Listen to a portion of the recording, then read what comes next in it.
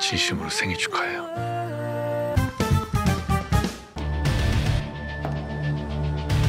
Tanpa berlama lagi, Marry My Husband episode 9 Markio.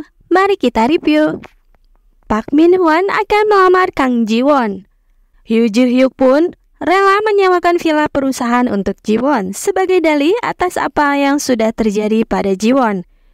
Padahal itu memang rencana Ji Hyuk dan Ji Won. Sumin pun ikut terkejut melihat Min Hwan melamar Kang Ji Won.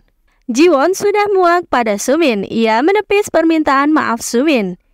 Padahal Sumin sudah bermanja-manja pada Ji Won. Hingga akhirnya Sumin nekat. Ia menenggelamkan dirinya. Padahal tahu jika dirinya tak bisa berenang. Sungguh sangat mengerikan. Ji Won niat membantu, tapi wajah Sumin di dalam air malah tersenyum dan menyeringai. Lalu menarik-narik tubuh Ji Won.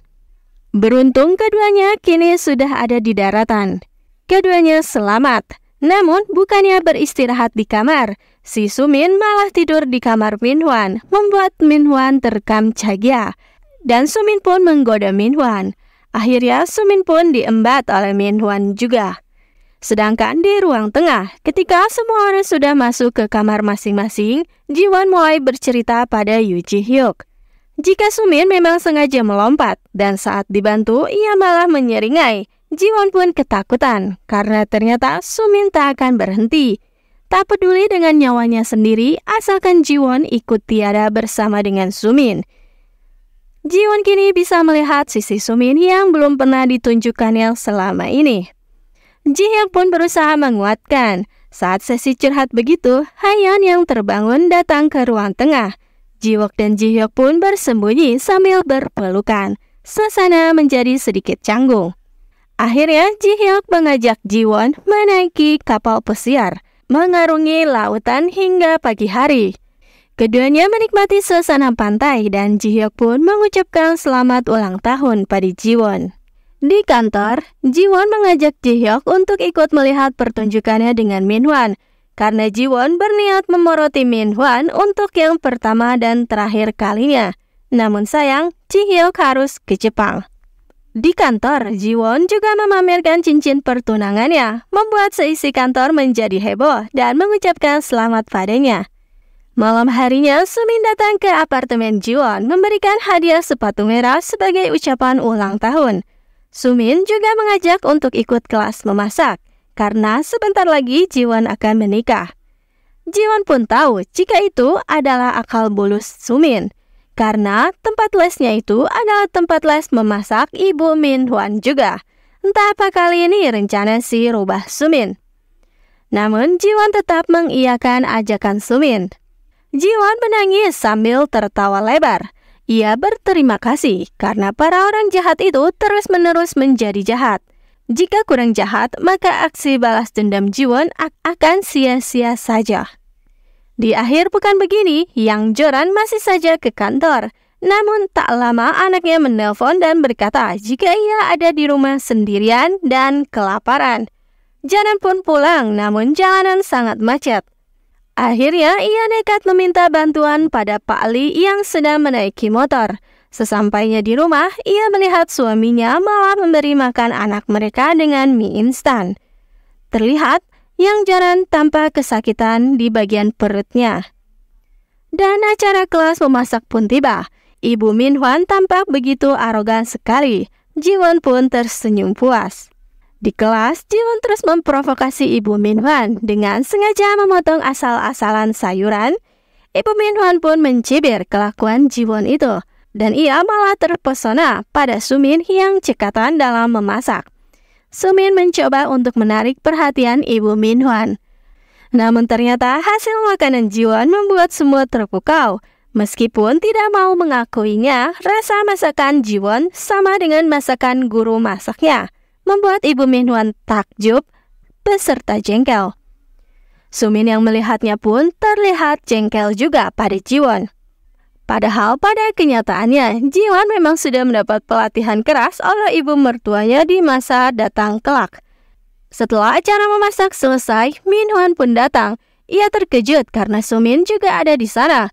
Setelah Sumin pergi, Jiwon pun memulai acara memoroti Minhwan. Begitu banyak barang yang dibeli Jiwon, dari kepala hingga kaki. Jiwon memborong begitu banyak barang.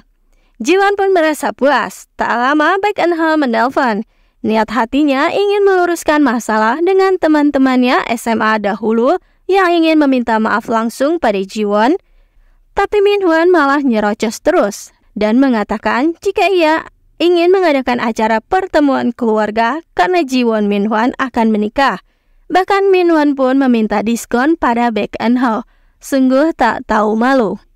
Jiwon menelpon balik Baek Eun-ho meminta untuk mengabaikan ucapan Minhwan tadi. Tapi dengan baik hati, Baek Eun-ho tetap akan menyediakan tempat untuk acara Jiwon. Perjalanan ke Jepang ternyata untuk menemui Yura, wanita yang dijodohkan kakek untuk Ji-hyuk. Sekembalinya dari Jepang, Ji-hyuk pun menjenguk kakek yang terbaring di rumah sakit. Keduanya masih beradu argumen tentang Kang Jiwon versus Yura.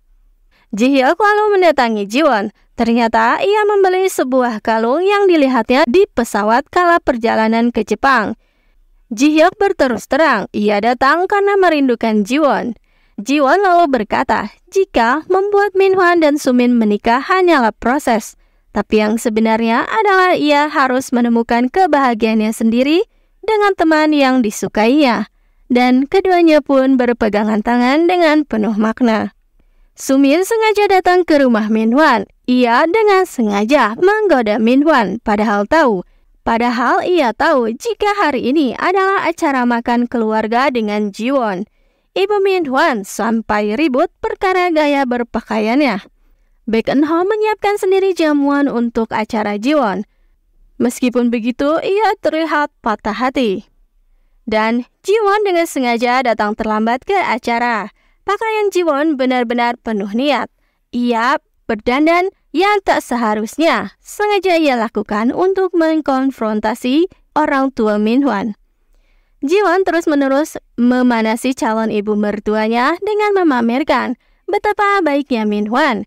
Karena telah memberikan banyak barang untuknya, ibu Minhwan pun jengkel mencak-mencak. Ji-hyuk tampak mencemaskan Jiwon berharap rencana mereka berjalan dengan lancar.